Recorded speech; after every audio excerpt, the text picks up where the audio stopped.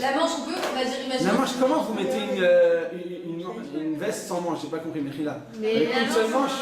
La manche, on a dit, on tire la manche. Mais oui, mais là aussi on tire les cheveux, j'ai pas compris. J'avais pas compris là, je suis pas. J'aimerais bien comprendre parce que Rabbetzal s'il dit quelque chose, mais c'est ça doit être vrai, c'est moi qui n'ai pas compris. Ça se trouve, j'ai pas compris votre histoire. Non, mais c'est là, c'est comme un objet. Je viens te dire que quand il y a une perruque qui n'est pas portable, le fait de l'ordonner, ça va être métacanona. Pourquoi? Tu vas transférer cet ustensile de non utilisable à utilisable. Mais quel rapport avec la manche? Ben c'est moi qui. Vas-y, dites-moi à quoi ça ressemble alors, ce cas-là. Est-ce que ça ressemble à une lunette ou pas? Ça ressemble plus à une lunette et une manche. Pourquoi? Parce que c'est un objet, c'est plus un objet. Oui, c'est ça l'objet, je comprends pas. Ça c'est une coiffe, ça c'est un habit, je sais pas comment on dit. C'est quoi l'histoire de la veste? La veste. Et la manche elle reste coincée en haut, on peut la tirer, c'est ça? La veste elle est à l'intérieur, vous avez vu que je l'ai enlevée? La veste elle est à l'intérieur. C'est-à-dire que tu peux pas la mettre, tu peux pas sortir dans la rue comme Mais ça. la veste, c'est plus souvent qu'elle. D'ordonner, d'accord, mais d'ordonner. Je veux dire à votre comme ça, que d'ordonner quelque chose, c'est pas Metakenmana. Metakenmana, tu vas faire un acte de construction. Mais dans le cas de la perruque, oui. C'est peut-être chez la coiffeuse. Parce que la perruque, Ah, mais là, alors s'il faut, alors, vous savez quoi? S'il faut il n'y a que la coiffeuse qui faut le faire, peut-être. Mais sinon, tu peux le faire toi-même, avec les mains, avec de l'eau, avec une brosse de manière délicate. Dans ce cas-là, sans l'amener chez personne. C'est normal, il n'y a aucun problème. non, mais par exemple, la veste. Non, à cause de toilette, c'est pas normal, c'est pas problème. Il Il n'y a pas de problème de toilette, je suis d'accord. C'est comme les cheveux normaux qu'on fait les sadères, mais que là, de toute façon, même si c'est un cheveu qui tombe, on s'en fout parce que c'est pas attaché à quelque chose. Donc toilette, je suis dans ta corps, il n'y a pas de problème de toilette, magnifique. Mais le problème de Metakenmana, La perruque, ça parle. c'est Metakenmana, c'est pas Metakenmana. Si c'est insortable et que oui, il faut aller chez la coiffeuse, bah c'est métacanal. Et si on peut le faire soi-même? On peut, comme si c'était nos cheveux, bah alors c'est pas Ah métacanal. voilà, donc c'est comme si j'ordonnais mon habit.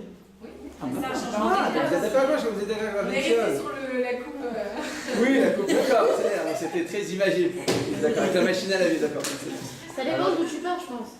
Ça Si tu dépend pars du- d'une catastrophe, alors tu reviens là. Alors, on revient à une situation normale, vous dites qu'on va à l'extrême pour. Alors qu'une manche, c'est pas une catastrophe, ça va. C'est tous les jours. La Gemara dit d'ailleurs qu'une personne qui n'a pas de souffrance pendant 3 jours, eh bien, elle doit s'inquiéter parce que c'est que mais c'est un signe. On dit c'est quoi une souffrance? On dit tu mets la main dans la poche pour chercher ta rafcab, t'as le bus là qui arrive. Et tu dis normalement si tu mets la main, en fait tu la trouves pas, tu la mets dans l'autre poche. Ou bien tu ouvres ton sac pour chercher, en fait elle n'est pas. Dans le premier abord, tu dois un petit peu. Il y a des femmes pour lesquelles leur sac, c'est caverne d'Alibaba, tu sais, on trouve des trucs, des chewing-gums d'avant, cacher les ça, avec des stylos. Ah, il est là le stylo, ça fait trop. Donc, des fois, alors tu recherches. Là, c'est considéré comme une souffrance, avec Marel dit. C'est considéré comme une souffrance, et donc c'est un bon signe. Quand tu as des petites galères comme ça, c'est très bon. Tu dis merci Hachem. C'est signe que tu vas avoir encore une longue vie, t'en as encore Bézant Hachem pour au moins 100 ans à vivre, Bézant Hachem. En Shabbat, et que tu ouvres ta boîte de conserve, tu vas obtenir un ustensile dur, un ustensile qui est réutilisable. La boîte de conserve, c'est très dur, c'est solide. Tu peux l'utiliser 100 fois si tu veux. Donc, je dis le Chazonish, si pendant Shabbat, tu ouvres ta boîte de conserve, tu transgresses une interdiction d'Eoraïta de Metakenmana. Tu viens créer, tu viens fabriquer un ustensile. Quand tu viens ouvrir une boîte de conserve. Même si. Des fois, on n'a pas l'intention que ce soit une boîte, on a l'impression que voilà. Mais là, vous avez obtenu quelque chose de dur, de durable, de solide, ça y est. Je dis Chazonish, C'est pas son utilisation. c'est pas son utilisation. Mais est-ce que tu as obtenu à la fin quelque chose de dur ou pas? Ah oui, mais Est-ce que si maintenant tu as envie, je sais pas, tu es parti au ZI, vous connaissez le ZI? Ouais, tu es au scout, et tu as envie maintenant, pendant la semaine, de te faire cuire, je sais pas, des petits pois. D'accord? Et tu es dans ton scout, tu n'as pas pris de marmite. Tu vas prendre cette boîte de conserve, tu vas mettre un élément dedans, tu vas le mettre sous un feu et tu vas l'utiliser. C'est utilisable. Nous, on ne l'utilise pas, c'est vrai, mais c'est utilisable. Ça aurait pu être fait pour ça. Alors, bien, Chazani, je te dis que lorsque tu ouvres une boîte de conserve pendant Shabbat, quand tu viens fabriquer un ustensile, tu as transgressé l'interdiction de la Torah. De comment faire, je veux dire, Chazani, ouvre l'avant Shabbat. Ouvre l'avant Shabbat, c'était tranquille. Que ce soit à l'aide d'une boîte de conserve ou à l'aide de la languette. D'accord? Parce que la languette, le problème supplémentaire qu'on a, c'est que c'est parfaitement bien coupé. Quand tu le fais à l'aide d'un bois de conserve, alors c'est dentelé, c'est assez accidenté, c'est un peu dangereux, c'est pas très. Alors fais attention. Mais quand tu as obtenu cette boîte de conserve parfaitement coupée, à plus forte raison que ça doit être interdit de Chazon Ish. Tu as obtenu une boîte parfaitement réutilisable. La preuve, c'est que tu es dans ton bureau et tu veux mettre maintenant une boîte à stylo, tu peux mettre cette boîte-là, ou plus que ça. Tu veux mettre maintenant, je sais pas, tu es une dessinatrice, et toute la journée, tu as besoin de tailler ton crayon. Ah, tu vas pas les mettre de partout. Donc tu vas mettre les copeaux, tu vas les mettre dans un petit récipient, ça convient à merveille.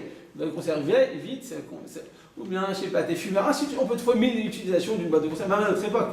Alors bien, chers amis, je te dis que si tu l'ouvres de cette manière, tu t'en fais cette interdiction de Horaïta, de Metaken Mana. D'accord? On apprend ça à Botaï dans la Torah, hein. On apprend ça à un poulailler. Un poulailler à l'époque, donc qu'est-ce qui se passait? Donc, à notre époque, je ne sais pas si vous avez vu comment ça ressemble un poulailler, elles sont écrasées l'une sur l'autre. Tu as des milliers de poules comme ça qui sont écrasées dans leur petite cage, comme ça, écrasées. Ils sont bourrés d'hormones, ils leur allument la lumière 3 fois par la journée, comme ça, à chaque fois, elles vont feindre une sorte de liaison, et de cette manière, elles vont pondre au moins 2 ou 3 œufs par jour. Et alors? Eh bien, à l'époque, il y avait une situation dans laquelle vivre dans l'intérieur, c'était tellement insupportable que si tu ne faisais pas un orifice à ce poulailler, elles allaient tous mourir asphyxiées. Donc c'était une sorte de boîte, je ne sais pas à quoi ça ressemblait, mais bon, ici à notre époque, alors que les mesures d'hygiène sont très élevées, dans un poulailler c'est insupportable, je ne sais pas si vous avez visité dernièrement, c'est une odeur, c'est nauséabond. Alors j'imagine à l'époque, il y a, je sais pas, 2000 ans, 3000 ans, ça devait être vraiment insupportable. Et c'était comme des chambres à gaz. Si tu ne faisais pas un orifice à une partie, à une extrémité de ce poulailler, elle mourrait toute asphyxiée. Donc pendant la Gemara dit, qu'est-ce qui se passe si pendant Shabbat je viens et que je fais cet orifice? Et la Gemara, tu te rends une interdiction d'Eoraïta, de Metaken Mana. Pourquoi? Parce que c'était pas possible de vivre, c'était pas vivable pour les poules dans cette aire qui était asphyxiée. Tu viens maintenant faire un orifice pour évacuer les odeurs indésirables et tu vas rendre maintenant ce poulailler utilisable. C'est considéré comme étant Metaken Mana, comme étant Maké Bapatish, le coup final. Eh bien, viens le Chazon, je te dis, tu vois, je te trouve une preuve de la Gemara que faire un trou, sous certaines conditions, c'est l'interdiction de Horaïta. C'est la même chose en Botaï, pour. Tu sais, des fois, tu as une sorte comme ça de bidon ou de boîte en fer. Vous savez, même ça, j'ai vu ça dernièrement. C'est pas très courant, mais ça existe aussi. Des sortes comme ça de boîte en fer avec, par exemple, du sirop. D'accord? Et ils te disent là-bas dans l'utilisation, tu dois faire quoi? Tu dois faire un trou. Un tout petit trou, un petit orifice. D'accord? D'un côté. Mais pour que ça puisse couler, ça ne marche pas. Tu es obligé de faire un deuxième trou de l'autre côté de la boîte de conserve. Pas de l'autre côté, pas en dessous, mais de l'autre côté, à droite, si tu as fait ça à gauche, pour qu'il y ait de l'air qui puisse rentrer. Parce que quand l'air rentre, alors ça pousse le chomer. De cette manière, ça va permettre de pouvoir vider et de pouvoir verser à partir de ce bidon d'huile ou de sirop de fruits. D'accord? Dans ce cas-là, le fait de Rabotaï de faire un orifice dans cette boîte de conserve, on va interdiction de Horaïta. Pourquoi? Parce que sans faire ce trou, tu n'aurais pas pu verser. Donc qu'est-ce qui t'a permis de verser et donc d'utiliser cette boîte de conserve ou ce bidon d'huile avec son contenu? C'est seulement quand tu fais un deuxième trou. Sinon, l'air ne rentre pas et donc ça ne peut pas sortir. Vous voyez la situation que je veux dire? C'est pas très courant, mais. Ouais. Alors dans ce cas-là, nous dit le Shulchan Aruch, d'accord? Tout ça c'est dans Shiman, Shinut Gimel et Shinut Dalet, 313 et 314. Et Shmirat Shabbat Kel Cheta dit le fait de faire un orifice dans cette boîte de conserve précisément, donc c'est un cas très précis, ça représente une interdiction.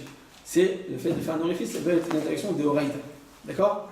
Mais même Rabotaï, comme j'ai dit tout à l'heure, que c'est pas quelque chose de courant, parce qu'en général, c'est pas notre cas à nous courant d'une ouverture d'une boîte de conserve. Mais malgré tout, le fait de faire un trou dans ce cas-là, eh bien, ce serait une interdiction. Pourquoi? Parce que comme je viens de dire, tu l'as rendu utilisable de cette manière. La majorité des poskim ne sont pas d'accord. Le Chazon Ish qui dit, comme quelqu'un l'a dit tout à l'heure, c'est vrai, c'est que à l'époque, effectivement, il n'y avait pas Ikea, ça n'existait pas encore. Et tu voulais maintenant faire des boîtes de conserve, des tupperwares ou des boîtes de rangement, qu'est-ce que tu faisais? Tu récupérais des boîtes de conserve qui étaient bien coupées. Si c'est bien coupé, que c'est pas dangereux, alors tu pouvais les réutiliser, c'était recyclable. Si par exemple tu allais voir un ébéniste, eh bien tu allais dans son atelier il avait toutes sortes de boîtes comme ça, avec des boulons, avec des vis, avec toutes sortes comme ça de clous. De cette manière, il pouvait travailler. Même ici, vous savez quoi? N'allez pas loin. Vous n'allez pas à l'époque de vos grands-parents, mais ici. Et ici à Arnof, en face de Yesh, du supermarché, il y a quoi? Il y a un cordonnier avec la casquette comme ça. Vous voyez, c'est qui ou pas? Ouais. Voilà. Alors le cordonnier, si tu as acheté des chaussures à Top Shop, ça s'appelle à 50 shekels les deux, ça ne vaut pas le coup parce que ça te coûtait plus cher. Comment dire? Le coup de vis et le coup de clou va te coûter plus cher que 50 shekels, donc c'est pas la peine. Jette-les, de toute façon, si tu as utilisé une fois à Top Shop, en général, tu merci à Kadesh Baruch Hu, c'est déjà un miracle. D'accord? Donc, en général, tu vas chez lui et effectivement, dans quoi ils sont posés les vis, je les ai vus? Dans des boîtes comme ça, des anciennes boîtes. Ça peut être des boîtes, ça peut être même à notre époque, à Ikea, voilà, on voit des gens qui peuvent recycler. C'est recyclable. Alors viens, Chazoni, je te dis, écoute, c'est de Horaïta, tu as créé un ustensile. Mais les autres, parce qu'il me Rav Shlomo Zalman Auerbach, à l'époque, il avait 20 ans. Il a vu ce psaque de Chazoni, je dis, Gvadara, je suis désolé. Et il a écrit une, tu vois, il dit, mais attends, tu es qui? Rav Shlomo Zalman Auerbach, il n'était pas encore connu. Il a dit, tu es qui pour la chlok sur Chazoni? Il a répondu quoi, Rav Shlomo Zalman Auerbach? La Gemara, elle dit, tu as un avis. Un prophète, il a reçu une névoie d'Akadosh Baruch Hu, il lui a dévoilé quelque chose. Et il n'a pas envie de le dire, il dit non, je ne vais pas les voir, puis moi je suis qui pour dire des choses aux gens, je n'ai même pas leur niveau, je ne suis pas une personne qui peut faire de la morale, alors que moi-même je suis pas irréprochable. Très souvent, quand tu as un niveau, le Yitzhara il va te rabaisser.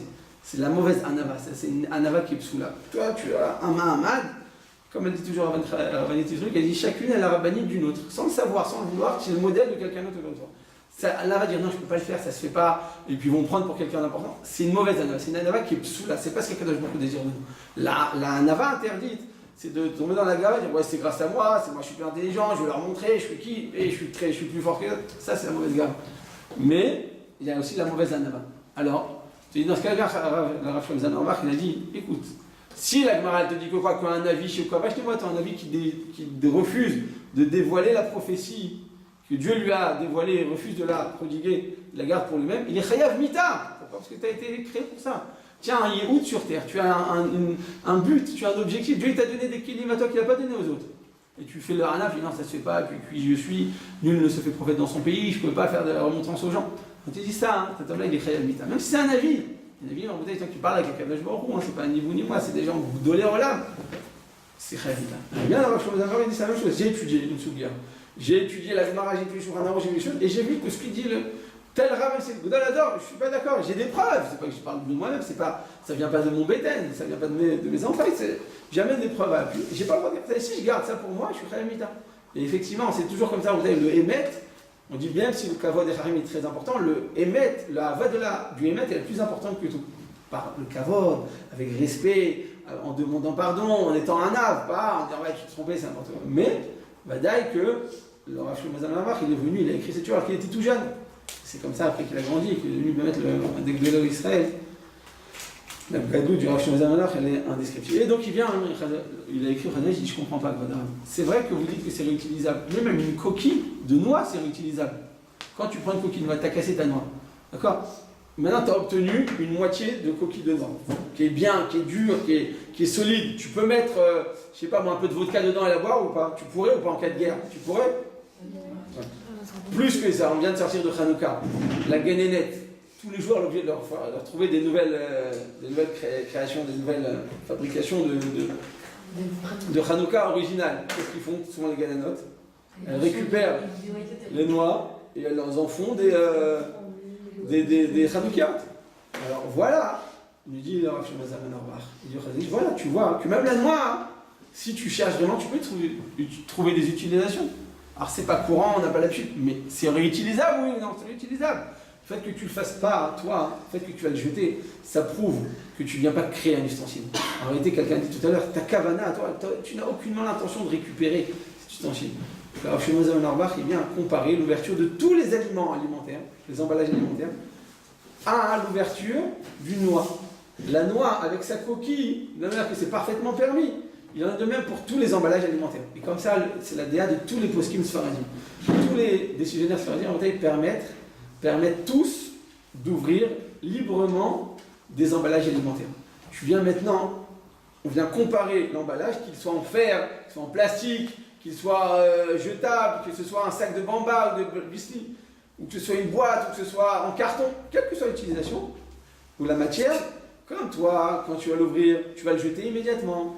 Donc tu viens prouver que tu n'as pas du tout l'intention de récupérer cet ustensile, et donc tu viens, comme ta kavana n'était pas d'obtenir un ustensile, on a le droit, les khatrila, le dit le Rav Shlomo Zalman Auerbach et tous les poskim ashkenazim, Sfaradim, et beaucoup de poskim ashkenazim, les khatrila, tu as le droit d'ouvrir librement tous les emballages alimentaires. Une fois de plus, on va comparer cette ouverture au fait d'ouvrir une noix à l'intérieur de sa coquille, parce qu'on va se débarrasser immédiatement de la coquille et on va la jeter tout de suite. Est-ce que si jamais on utilise l'emballage, pour nous, on n'aurait pas le droit? Comment vous l'utilisez comme... Soit comme par exemple, on met les ordures dedans et après on le jette.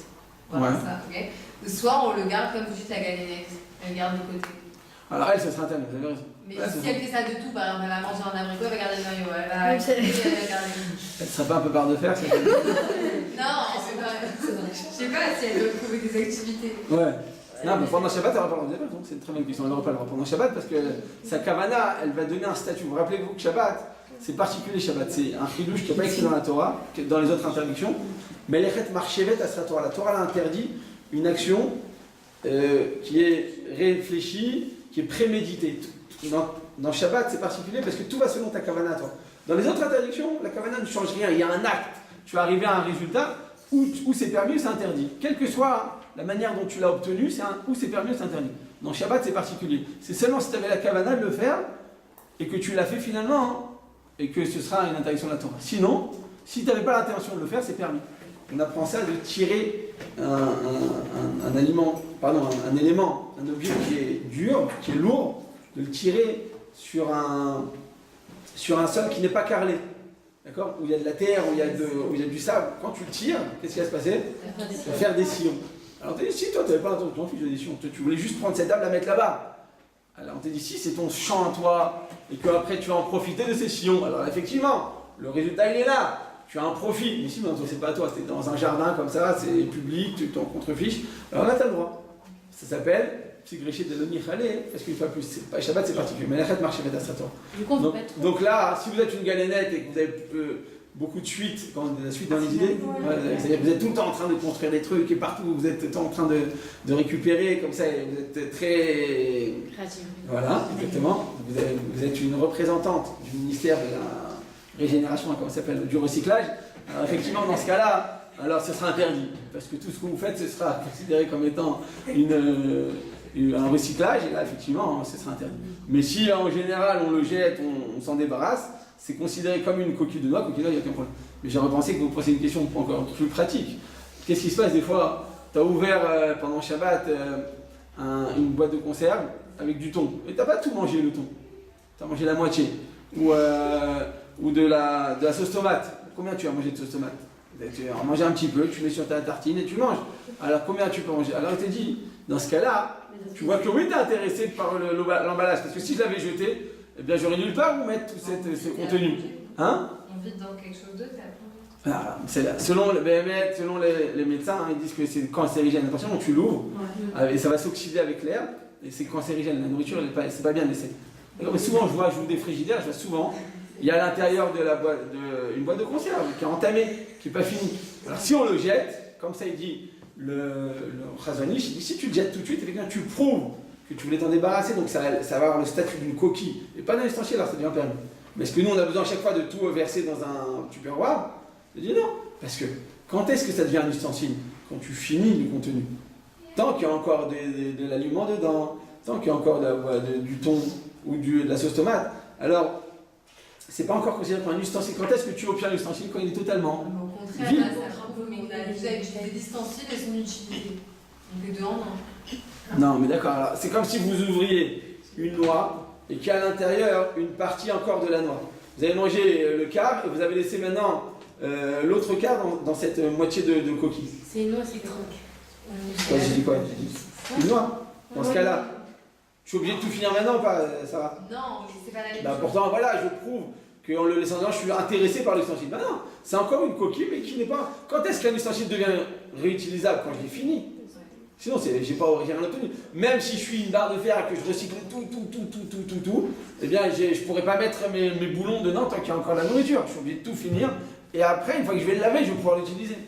Mais tant qu'il y a encore la nourriture dedans, c'est pas utilisable. Et quelqu'un qui a l'habitude de garder, mais que Dafka Shabbat il jette, il a le droit d'ouvrir normalement.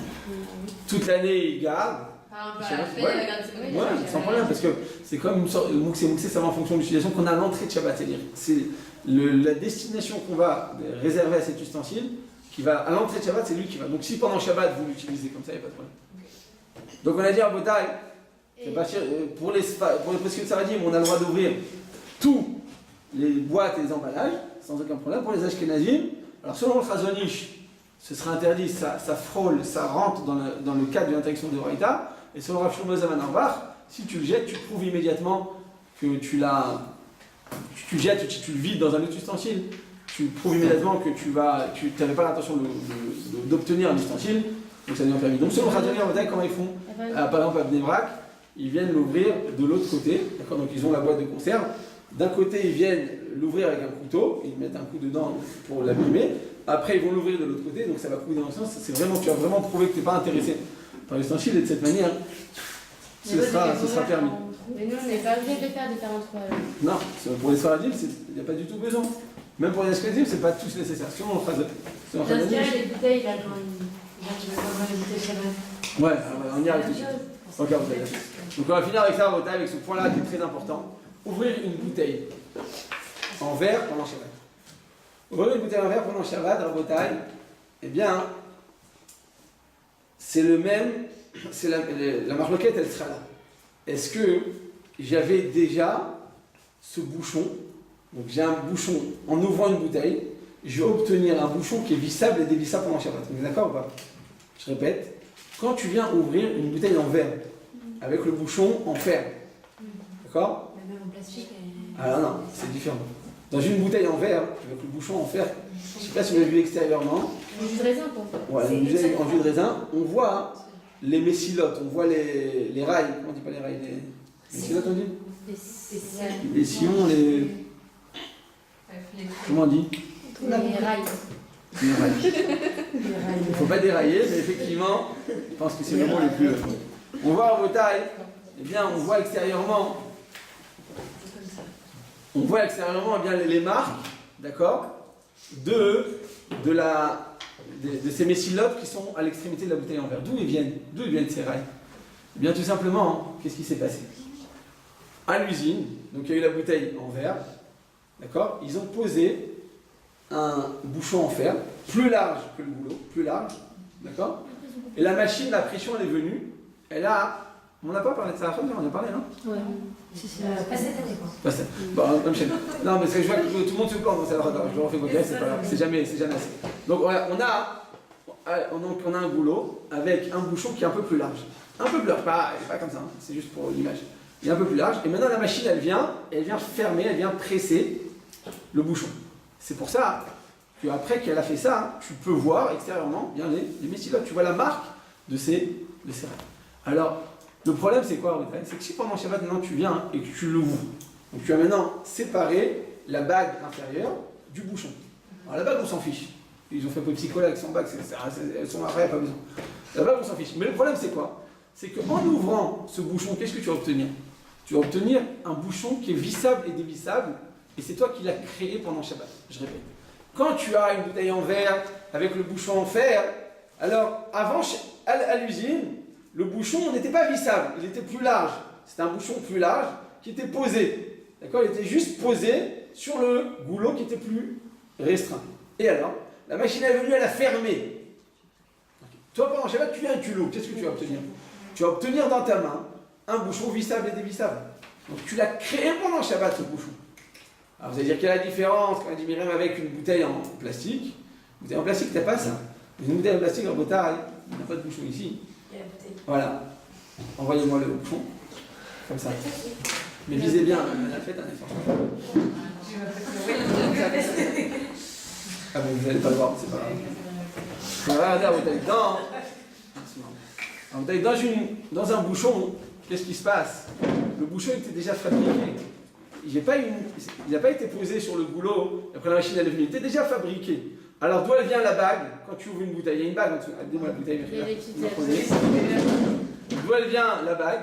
La bague, elle vient tout simplement, il y a eu un système de pression. D'accord? Il y a eu un système de pression, merci beaucoup, mécanique qui a comme ça, qui est inséré de manière forte, d'accord? Et de manière comme ça, c'est que d'un coup, ça a rentré à l'intérieur. Il était avec la bague. C'est avec un système de pression. Non, je viens pendant Shabbat et je l'ouvre. Alors effectivement, je vais séparer à ses extrémités, là ça a été collé, je vais le séparer du bouchon. Mais le bouchon existait déjà. Avec les rails à l'intérieur, il existait déjà en tant que tel.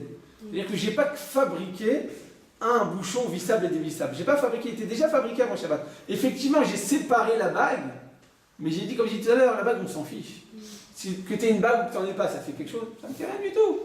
Et Pepsi, ce qu'ils ont fait à Bnebrak, ils ont fait une bouteille avec un bouchon en plastique, sans la bague. Mais la bague, on s'en contrefiche. Toi, tu es intéressé par cette bague, tu vas faire quoi après avec? Tu vas jouer, tu vas jouer à Khatanaka avec le coup de chétel avec ça. C'est pas des doigts qu'elle a, c'est un boucheron. Un bûcheron, pardon. C'est un bûcheron là, avec qui tu mets ça. C'est-à-dire que c'est pas du tout utilisable, tu t'en contrefiches d'obtenir cette bague. Donc là, comme ça provient, c'est vrai qu'il y a eu un système qui est un peu similaire à ce qu'on a dit tout à l'heure. Simplement la différence, c'est que là, le bouchon avec les rails à l'intérieur, il existait déjà avant Shabbat. Et c'est pas moi qui l'ai fabriqué. J'ai juste séparé, mais ça c'est psygréché de Nichale. D'obtenir ça, je m'en contrefiche. Que j'ai ça ou que j'ai pas. Des fois ça arrive, en plus dans le spring, c'est un bon exemple. Qu'est-ce qui se passe avec le spring? Des fois tu enlèves, qu'est-ce qui se passe? Manque de peau. La bague elle est avec. Alors ce soir-là, fin un chibour, c'est sûr que tu vas être planté. Ça va être sympa parce que c'est que t'es poissard. Donc en ce moment-là, il n'y a pas de problème que tu aies la bague, que tu l'aies pas, qu'elle soit attachée, qu'elle ne soit pas attachée, ça ne change rien. Donc ça s'appelle maximum quand tu ne le sais pas, psygréché de l'onichal et du son d'herbalade, c'est parfaitement permis, il n'y a aucun problème. Par contre, tu viens obtenir un bouchon qui est dévissable. Mais il était déjà dévissable avant Shabbat. Il était déjà tel quel. Je n'ai rien fabriqué. À l'inverse d'une bouteille en verre, avec le bouchon en fer, comme j'ai dit tout à l'heure, on le voit à l'extérieur. Hein. Ça se voit parce que tu as les stylotes et les marques des rails extérieurement. Donc nécessairement, c'était pas fait avant que tu l'ouvres. C'est toi, quand tu l'as ouvert, que tu as obtenu maintenant un bouchon vissable et dévissable. À ce moment-là, c'est toi qui as créé cet ustensile. Le bouchon que tu as obtenu dans la main, il a une nouvelle utilisation qui n'existe pas avant. Avant, c'était un bouchon, c'est vrai, c'était un bouchon qui était plus large que le goulot. Il était comme ça, la machine, elle est venue, elle a fait une pression, d'accord, elle a fait la pression, elle a laissé donc à 4 extrémités encore accrochées au bouchon. De manière, quand tu le sépares, tu entends le crack et tu as séparé la bague. La bague, une fois de plus, on ne prête pas importance. Le problème, c'est que tu vas obtenir un bouchon vissable et dévissable. Ça, pour le détail, ça représente une interdiction. Le Rav Shlomo Zalman Auerbach dit que c'est assourd. Certains possibles me dire que c'est l'histoire de Raïta de Metaken Mana.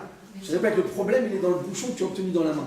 C'est ça le problème. C'est pas dans la bouteille. La bouteille, elle s'en fiche. Elle était déjà là. Tu aurais pu venir le déchirer, mettre un coup avec un couteau, ainsi de suite. Le problème, il est dans le bouchon qu'on a obtenu, qui est vissable et dévissable. Ça, je l'ai fabriqué pendant ça. Même s'il a un trou, même si on Même si on fait un trou. Si on fait un trou, alors effectivement, comme on dit tout à l'heure, ça ressemble à la bouteille à la boîte de conserve qu'on va jeter. On prouve par un autre acte qu'on va le jeter. Alors ouais, ça devient permis. Mais Rabota, ce que je viens de vous dire, c'est vrai, selon Et on peut dire comme selon ceux qui sont Mahmirim, c'est le Rav Shlomo Zalman Auerbach et le Divrei Moshe et Minchat Yitzhak. Ceux Rabotai, c'est eux qui vont l'interdire. D'accord? On peut dire comme dans les trucs Dans les quoi? Les boîtes de conserve, on va la jeter de toute façon, le bouchon on le jette. Non, c'est ça le problème. C'est que le soir, vous l'utilisez. Vous l'utilisez, non, vous êtes intéressé, vous regardez. Imaginez-vous, il vous reste de la jus de raisin en semaine. Pourquoi pas? Vous allez... On va laisser avec les trucs dedans tant que la bouteille elle n'est pas finie. Non, mais là, la différence, c'est que. C'est une bonne question. Quelle est la différence entre la boîte de conserve? On a dit que la boîte de conserve, ça ne pose pas de problème, même si tu laisses de la nourriture dedans. Alors que là, je dis que dès que tu l'ouvres, dès que tu as obtenu le bouchon dans ta main, ça t'a fait l'interdiction. De Raïta, selon certains possibles. Là, on peut le permettre, enfin certains le permettent, mais tu as fait l'interdiction de Raïta. C'est quoi la différence entre la boîte de conserve et le bouchon en fer? La différence, elle est très simple. La boîte de conserve, on a dit même si tu laisses l'aliment dedans, tu laisses la moitié du thon, la moitié de la sauce tomate. Tant que tu n'as pas vidé le contenu, d'accord? Alors tu ne peux pas utiliser le contenant. L'ustensile n'est pas utilisé comme tel, il n'est pas considéré comme étant réutilisable. Donc tu n'as pas obtenu un ustensile tant que tu n'as pas tout fini. Et quand tu vas le finir, tu vas le jeter. Donc ça y est, il n'y a pas d'ustensile. Mais là, quand tu ouvres à bouteille le bouchon, qu'est-ce que tu vas obtenir dans ta main? Un bouchon. Un bouchon qui est. C'est quoi le problème? C'est qu'il est vissable et dévissable. C'est ça le problème. C'est pas comme dans une bouteille de vin, hein, avec un bouchon en liège, il n'y a pas de problème. C'est pas vissable. Tu peux l'ouvrir, le fermer sans aucun problème. Même pour une bouteille de bière, vous savez, c'est comme ça, c'est fermé avec des dents. Et tu l'ouvres. Et après, tu arrives à la remettre. Il n'y a pas de problème. C'est pas réutilisable, c'est pas vissable et dévissable. Il n'y a pas de problème, tu peux le faire les khatri là. Le problème, il est très spécifiquement dans une bouteille en verre avec un bouchon en fer. Là, tu viens obtenir une ustensile qui n'a jamais été sur terre. C'est Metaken Mana. On a dit, c'est comme quand tu ouvres une chemise ou une veste qui était fermée à l'aide du fil de construction. En l'ouvrant, tu vas le rendre utilisable. Là, en l'ouvrant, tu vas créer, tu vas fabriquer, tu vas rendre utilisable un bouchon qui est vissable et dévissable. Donc là, c'est un peu différent. Malgré tout, à vos tailles, certains possibles sarradim le permettent, notamment le Rav Ovadia Yosef, permettent d'ouvrir même une bouteille en fer, en verre avec un bouchon en fer. Il dit pourquoi? Il dit, c'est vrai qu'à l'usine, le bouchon, il est un peu plus large, mais il existait déjà le bouchon. Il est un peu plus large, la machine est venue, elle a pressé. Mais il y avait déjà un bouchon sur terre. C'est pas toi qui l'as fabriqué. Il n'était pas vissable. Quand est-ce que vous utilisez la bouteille? Quand tu viens le fermer. Alors, certains poskim veulent dire que non.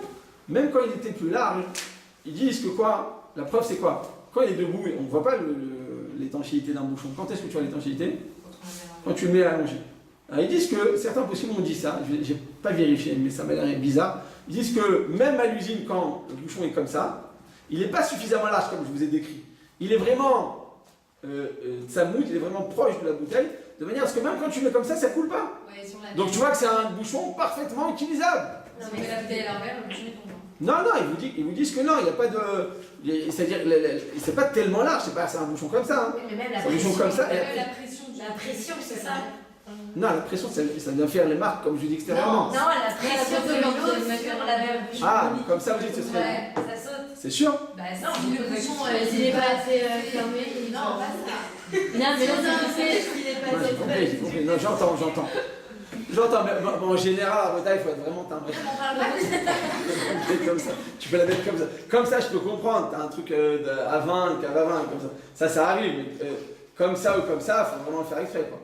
Bon. En tout cas, la question, c'est comme ça. Ils viennent rétorquer. Ceux qui pensent comme Rav Yosef, ils viennent dire que voilà, il y avait déjà un bouchon. Vissable, je m'en fiche, c'était un bouchon. Un bouchon existait déjà sur Terre. Je n'ai rien créé, je n'ai rien fabriqué. Comme dit le fameux proverbe, rien ne se crée, rien ne se forme, se transforme. Donc il dit c'était déjà créé, il y avait déjà un bouchon qui soit utilisable, vissable, pas vissable, je m'en fiche. Donc le Rav Ovadia Yosef permet d'ouvrir pendant Shabbat une bouteille avant. Je répète, certains possédent dans la bouteille disent que c'est un sur Deoraita. Vous allez dire, tout à l'heure même la boîte de conserve qui est sur Deoraita. Ça c'est pas vrai parce que c'est impossible, c'est vrai que c'est un idolador. Le Rav Chazanish. Et même la raison elle est très différente. C'est une médecine qui est différente. C'est pas qu'on n'est pas d'accord avec le Chazanish, c'est qu'à l'époque ils recyclaient tout parce qu'ils c'était très pauvre. À notre époque, grâce à Ikea et grâce à l'opulence et l'abondance qu'on a, on va jamais réutiliser quelque chose comme ça. Donc c'est différent. Là-bas on ne dit pas que ça est sur Deoraita. C'est moutal les khatri là. Mais là, en plus, quand tu l'ouvres la veille, c'est cancérigène, le truc, ça s'oxyde, ne fais pas ça. Mais là, dans la bouteille de conserve, dans la bouteille en verre, mais mettre comme beaucoup de poskim disent que c'est Deoraita, il y a lieu de l'achmir, ça fait que Deoraita de l'ouvrir avant le Shabbat. L'ouvrir avant le Shabbat, ou bien donner à un petit enfant. Ah, tu dis l'enfant, c'est pas un goy Shabbat, c'est pas vrai. C'est pas un goy Shabbat, vous avez raison. Simplement, quand est-ce que tu dis c'est pas un goy Shabbat? Tu dis allume la lumière. Un enfant, il est suffisamment éveillé pour comprendre qu'allumer la lumière, c'est permis, c'est interdit, il a déjà 4 ans, même un enfant de 4 ans, 5 ans, après il commence à faire des choses, il dit attends, vous le faites pas, pourquoi je le fais? Alors là, c'est un acte qui est trop flagrant. Mais ouvrir une bouteille, dans le coca, le Pepsi, tu l'ouvres la khatri là. Quand c'est une bouteille en verre, tu dis c'est interdit. Alors l'enfant il n'a pas ce discernement. Donc là tu peux dire les khatri là à un enfant de moins de 13 ans, ouvre-le-moi. Ou bien à table, tu as des gens ils sont maquilim, tu dis ouvre-le-moi. Ah tu as 5 goy de chef, attention, des fois tu les vexes ces gens. Mais tu vois, tu sais que t'es marmira, d'accord? Alors, tu sais que t'es marmira, c'est là, tu peux l'armir, je répète, beaucoup de poskim disent que c'est de Horaïta. Et la svara, je répète que la logique, elle a l'air plus dans ce sens-là, parce que tu as obtenu un bouchon vissable et dévissable que tu n'avais pas avant Shabbat. Donc là, on a un lieu de beaucoup plus l'armir, c'est pourquoi à Otaï, les khatri là, il faut allumer tous les bouchons, ouvrir tous les bouchons avant Shabbat, quand ils sont en fer, Quand ils sont en plastique, il n'y a pas besoin. En plus, tu perds le gaz, c'est pas besoin d'armir. Certains Bnei sont marmirim. Je vous répète, ils disent qu'il y a un problème de bague, on s'en contrefiche, ils disent qu'il y a un bouchon de vissable, c'est pareil, c'était déjà créé avant Shabbat. Donc les khatrila rabotai, une personne qui veut laquelle d'ouvrir le bouchon en plastique, il n'y a pas de problème, mais en fer, il faudra se montrer marmir. Amen.